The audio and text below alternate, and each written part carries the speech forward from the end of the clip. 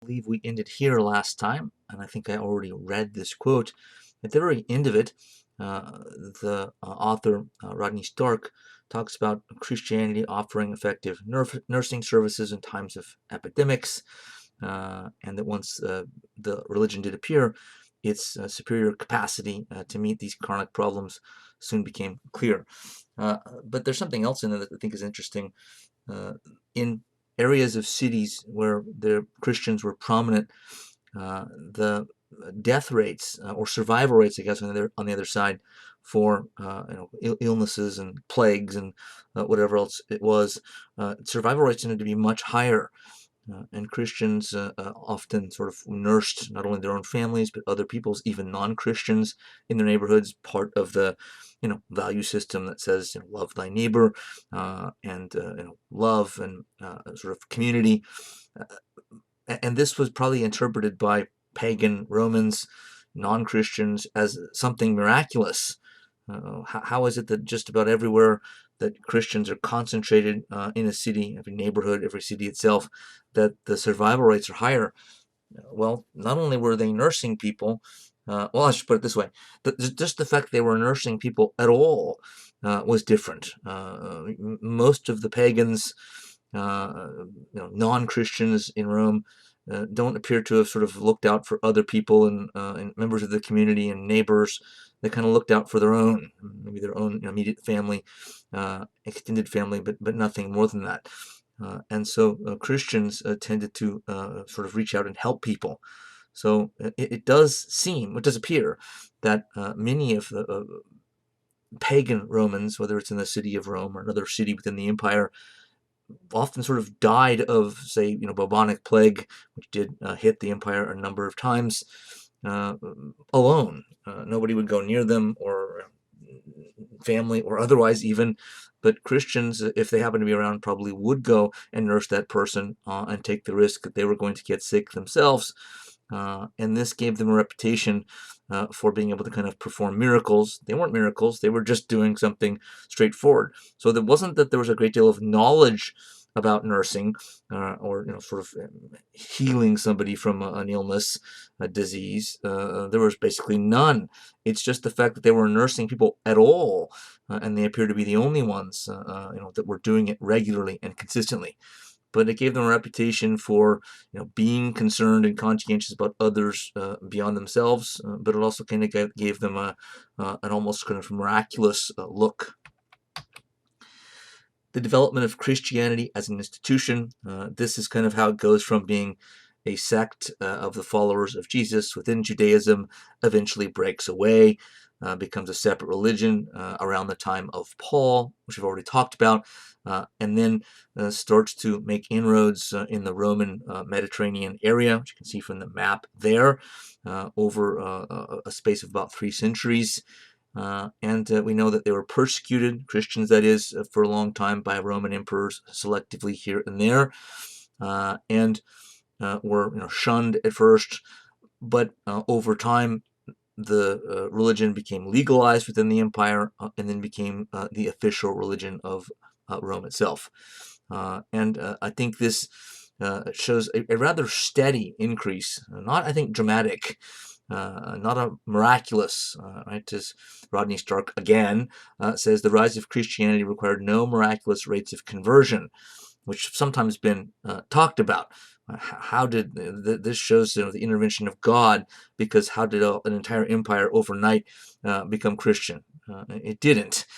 Constantine's conversion, which we'll get back to, would be better seen as a response to the massive exponential wave in progress, not as its cause.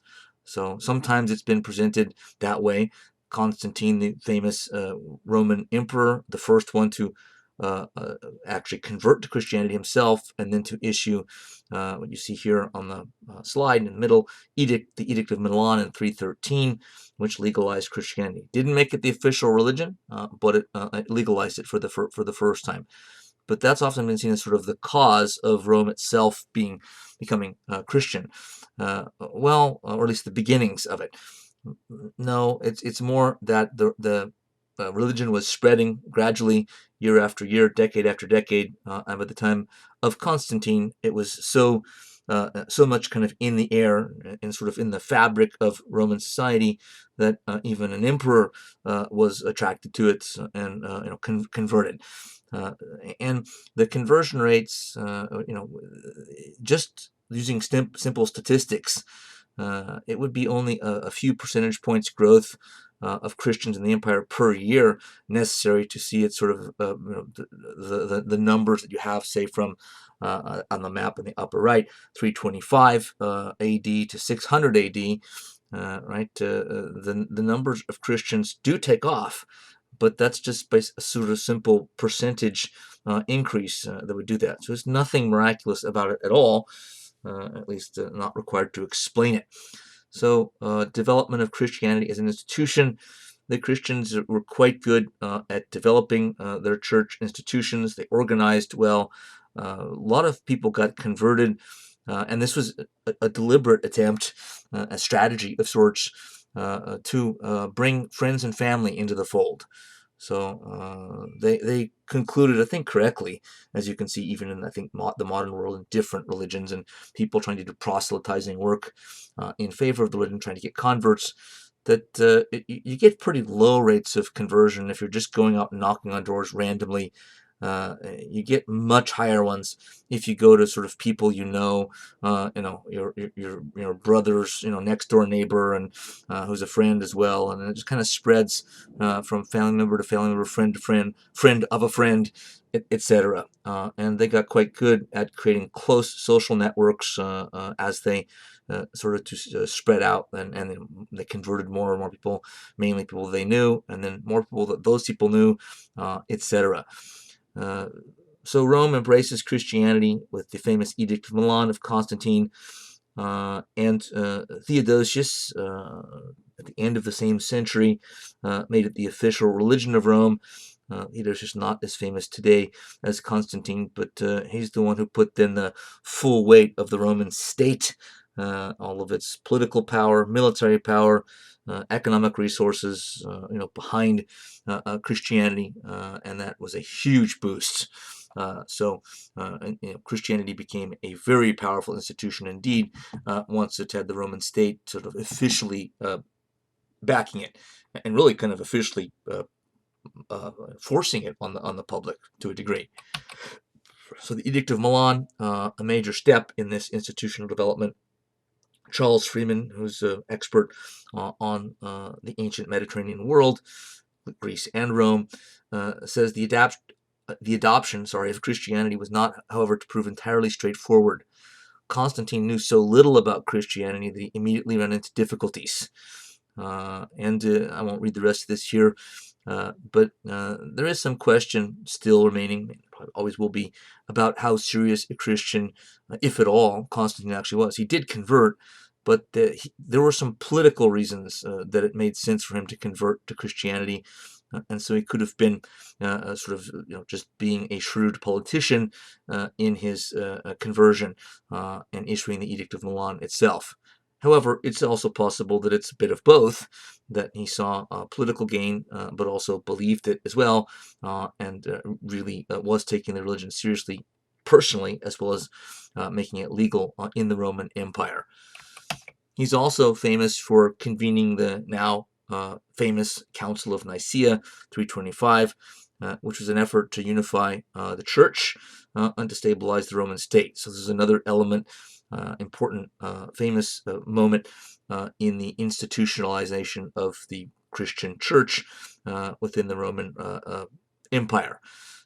He brought the bishops together from around the Mediterranean, Christian bishops who were disagreeing about everything when it came to theology and church philosophy and practice, and the idea was to bring everyone together and get everyone to sort of hammer out an agreement that unified their sort of doctrine and dogma, so that that it would sort of quell ongoing disputes and disagreements. Again, how much of this was religious from Constantine's perspective? No doubt the bishops and archbishops and types that were there seriously believed in what they were talking about, one side of an argument or another, how to interpret this from the Bible or that. But Constantine, again, if he was super religious, and that's why he primarily or to some degree converted in the first place, may have convened the council for that reason. But we already looked at sort of his political motivations, so it's possible that he brought the Council of Nicaea together to hammer out agreements, unify church doctrine and belief and philosophy, theology, not so much, if at all, because he was concerned about the true sort of religious interpretation being important, but that he saw that this was socially and politically divisive. And as an emperor, had the obligation, so he felt, and he did, for the most part, to bring the empire together. So religious divisiveness, religious conflict, which actually sometimes did get violent between members of this church, was proving to be politically destabilizing to some degree. So, but again, it could be a bit of both.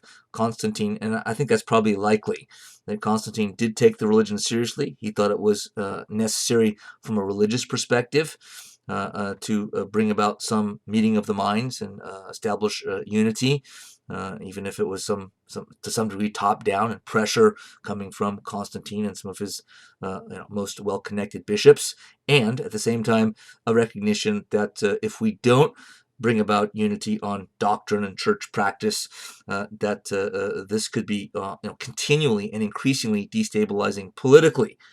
The religious conflict could turn into civil war, as happens so often in world history. The New Testament as an historical document. The New Testament, of course, is the Christian edition. I say addition, not edition, but added to the Hebrew Bible or the Old Testament. So the Christian Bible, as I'm sure you well know, is made up of both the Old Testament, the Old Jewish Bible, a couple of differences of things sort of left in, taken out, and the New Testament sort of being the new sort of Word of God. And Christians then and still now use and adhere to the values, laws, I shouldn't say laws in the strong sense of the word, but rules, values in both. But it is more weighted towards the New Testament, as you would expect, because this is written by Christians themselves, or those that sort of turn the sect following Jesus into a separate religion that we call Christianity. Charles Freeman, again, in another book of his, says whatever the forces that brought the final canonical texts, which means kind of the official ones, of the New Testament together in the 4th century, they did not achieve a coherent body of teachings that could be used easily by believers. They were not selected for their compatibility on major issues such as the nature of Christ. They show rather the different ways in which Christ was being worshipped in an age when communities were still trying to find meaning for their beliefs. Different factions were drawn to different texts, some to the Synoptic Gospels as against the Gospel of John. Synoptic Gospels is the first 3, Matthew, Mark, Luke, John. Matthew, Mark, and Luke. John is the non-synoptic gospel, and some to Paul as against the Gospels. So this is sort of showing us what biblical scholarship has unearthed in the last 150 years, ongoing, and studying the Bible, that it was messy in the sense that it was difficult to, and still is, to sort of know exactly who wrote what, when, and where, and that just like the Old Testament, it was sort of drawn together kind of gradually, pieces brought together, and then more pieces brought together, then major church leaders deciding what got in and what didn't get in. So the final Bible, as sort of we know it today, the final New Testament, did exclude some books that may have made it under different circumstances, and that one or more powerful leaders in the church thought were the Word of God. This should be in as part of the New Testament, but were outvoted. There were lots of power plays going on here. So one bishop who believed this book should be in has more power than that bishop who thinks that book shouldn't be in. The more powerful guy, or the more politically adept, oftentimes gets his way, and this explains in part how some books that many thought were should be included as the Word of God were not. Now, again, this doesn't necessarily mean that, it doesn't mean at all that this isn't the Word of God. Maybe it may not be. I'm agnostic on this issue myself, but because we can explain it in the same way that we've done in something related earlier in this lecture, and that is to say, well, it's the Word of God, but it was imperfect human beings that had to hash all this stuff out and figure out which books actually belonged and which ones didn't. And so it's human imperfection, not God, imperfection of God, that explains this kind of messiness. The church fathers and their significance. There are many important thinkers and leaders from this time period, the late Roman Empire, when the empire itself was under pressure and starting to crack and crumble, but the Catholic Church, as it became known quickly, was on the rise. So at the end of the ancient period, the early church fathers, again, theologians, religious Christian intellectuals, sometimes church leaders themselves, or both, laid down doctrine and ideas that eventually became part of the religion as well. So they always believed that they were simply, in their writings, in their teachings, in their work, simply basing their ideas on what came from the Bible. They're interpreting the Bible and saying, well, here's what it tells us we should do. But later theologians, and centuries later, the Protestant Christians, Protestant theologians like Martin Luther come along, but others before that too, and criticize the church fathers, saying, no, they were wrong, or this one was wrong about this, and that one was wrong about that. They thought this was what the Bible said or was meant to say, but they were wrong. So this is still somewhat debated even now. But no doubt about it, the church fathers, especially the three we're going to talk about here, had huge overall influence on the institutional growth of the church and its theology, its sort of official, sort of philosophy. There was major debate on the Greco-Roman tradition early on. This is one of the big issues. One of the major leaders, making clear which side he was on, Tertullian, as you can see in the quote there, he said, "What indeed does Athens have to do with Jerusalem?" What does that mean? He's saying, what does Greek philosophy have to do with Christianity? Nothing. We don't need Greek philosophy. We don't need reason when we have faith. So there was a contingent in the church early on that would continue to be heard that said, we need to jettison emphasis on reason, at least connecting reason with faith, with the religion. But Tertullian, in the end, ended up being kind of outvoted, and Christianity, not necessarily decided at this time, but within a number of centuries, went in the direction of the majority believing that Christianity and reason, faith and reason, actually went hand in hand and should be hand in hand, needed to be. And there were still dissenters who believed otherwise. We'll meet a couple of them in the Middle Ages, for instance. But the majority decided to make its peace with reason and Greek and Roman philosophy. To a certain degree, some thinkers, some of the most prominent, to a great degree, Thomas Aquinas, who will meet a medieval, most important Christian thinker of the Middle Ages. So the trio of, there are other church fathers we could talk about, but these are the three most influential then and now. Jerome, or Saint Jerome, and what he's most known for, though he had a powerful career in the church period, is his Vulgate Bible, or popular version. It was the first version translated into Latin so that Roman citizens could read it, and at least those that spoke Latin. And it was sort of the foundation of all later translations, at least prior to the 20th century, as Norman Cantor tells us. The Vulgate translation from Greek to Latin by Jerome did make some mistakes, actually. A couple of crucial ones, actually, that caused the church leaders after him to get certain things wrong because they didn't realize that he had worded it incorrectly. He translated it, the words incorrectly, some of them from Greek to Latin. I mean, he knew what he was doing. It's a large document, so a mistake here or there, is almost inevitable, I would say, unless a couple of them were, one in particular, ended up causing some problems that it wouldn't otherwise have.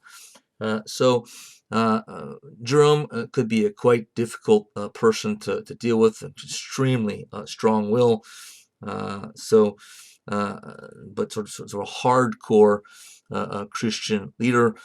But he's most known again for the Vulgate Bible, the Vulgate translation. Saint Ambrose, or Ambrose, this guy was a politician turned bishop. He was the governor of Milan, a northern Roman city, and then became the bishop of Milan once he sort of switched over from a political career to a church career. Reading now from a biography actually of St. Augustine, who we'll meet next, but the two are interlinked. So I like the quote on Ambrose from a book on Augustine. On the surface, quoting now, he's the most striking representative of the Roman governing class of his age. So he came from kind of the Roman senatorial class. That is, of men whose position depended less on their patrician birth than on their ability to grasp and hold power in a ruthless society. So patrician birth, but still open to kind of middle class sort of types who were coming from families that had been tribunes of the people, etc. As Rome over the centuries had opened its political system up to more than just the senatorial class. Had been residing in Milan as governor of the province when he was suddenly seized upon to be bishop of the city. He eventually became passionately religious. Ambrose's religion was radically otherworldly. For him, a man was his soul. His body was merely a tattered garment. As he said, we ourselves are different from what we merely own. So he became a very almost sort of saintly-like figure, though he was also a power broker as well. Otherworldly is just a way to say that he thought that life was more important. This life, the most important thing is to prepare for the afterlife, for heaven, or to get yourself into heaven. If you live your life that way, you're probably going to live it differently than someone who is not otherworldly. Someone who's this worldly kind of lives more for the now and lives for this world and live, one would expect, their lives, arrange their lives somewhat differently, not drastically differently. So Ambrose, as a bishop, wrote a great deal about how to make the church more effective, an organizer, and more effective in its sort of power. So I said power broker. Now, he didn't see this as a bad thing. He thought it as necessary. He believed the church needed discipline, it needed order, and it probably did if it was to, continue to rise in power and become, a religion that expands even beyond, Rome into Europe and even beyond that eventually. So he helped to lay down some of the institutional structure himself, particularly about how bishops should operate and function. Not surprisingly, as a bishop, he believed that bishops should have an increasing amount of power, and that they were kind of the crucial linchpins in the sort of the law and order side of the church. The institutional structure that needed to be stable and have kind of a legal system, along with saving souls and interpretation of the Bible and church services, etc., which he also did. He also did church services himself, as sort of the big name Bishop of Milan. Last and not least, last and most importantly, actually, St. Augustine, or Augustine of Hippo. Hippo is a Roman province in North Africa. And I mentioned Augustine before, an earlier slide, as a good example of a non-Roman by birth who achieved Roman citizenship and made good on it. This guy rose pretty high. He wasn't one of the more powerful bishops in the church in his day, and there were lots of bishops and a huge empire with many, many provinces.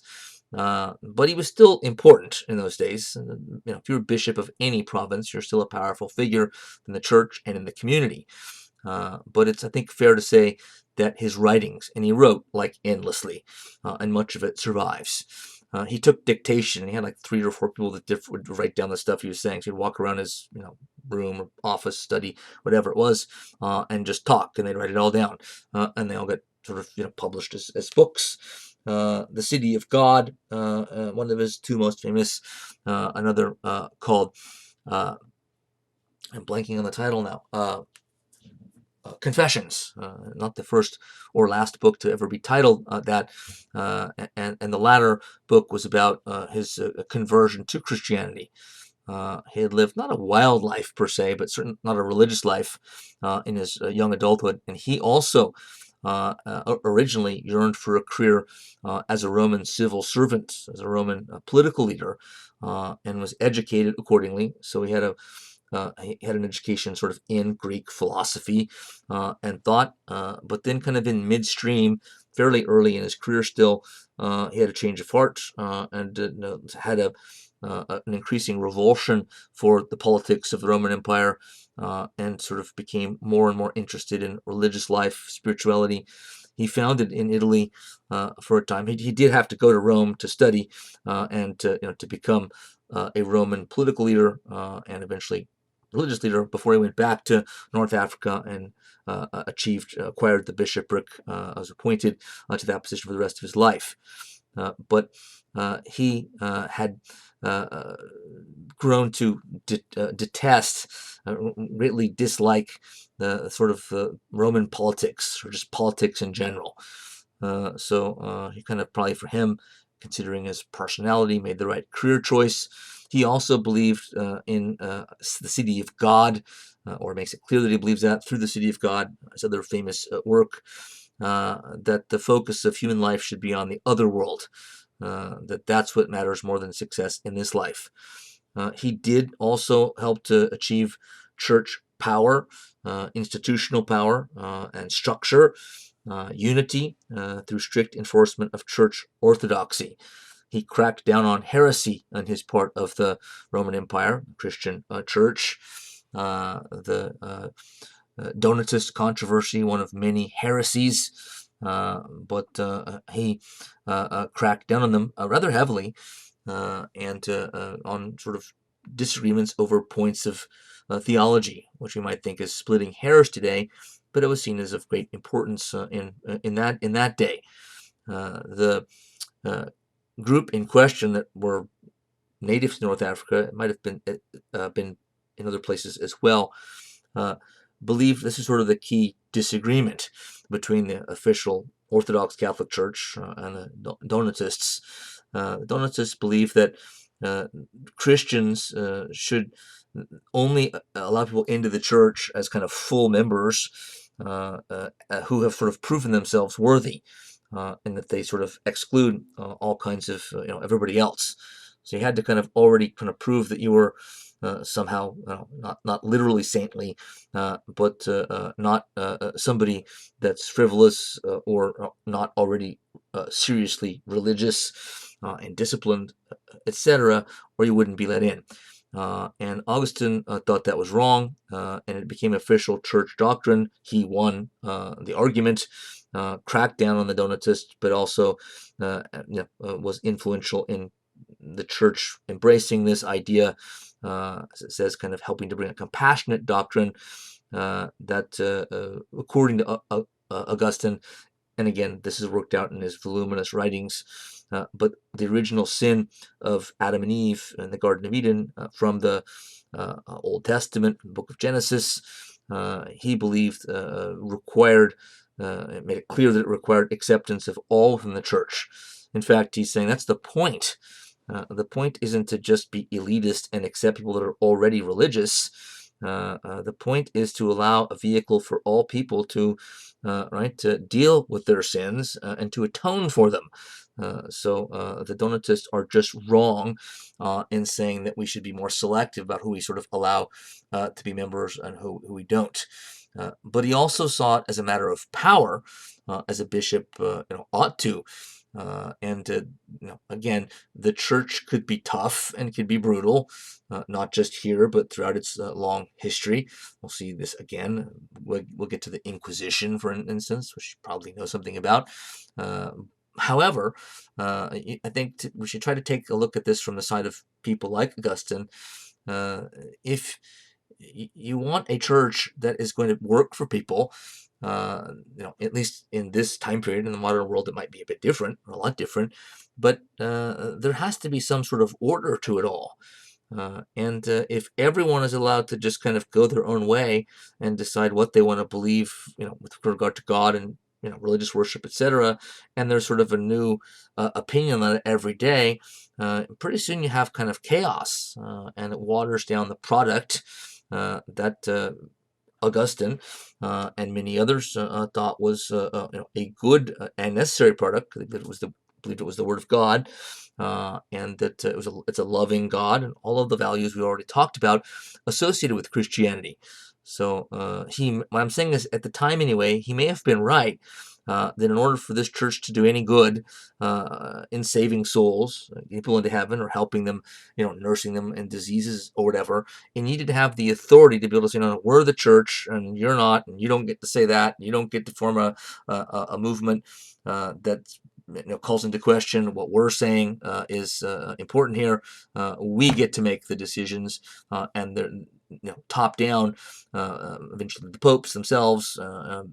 Later on, the Pope himself, along with bishops, archbishops, cardinals. But you don't get to do that because things will become chaos and maybe anarchical if it comes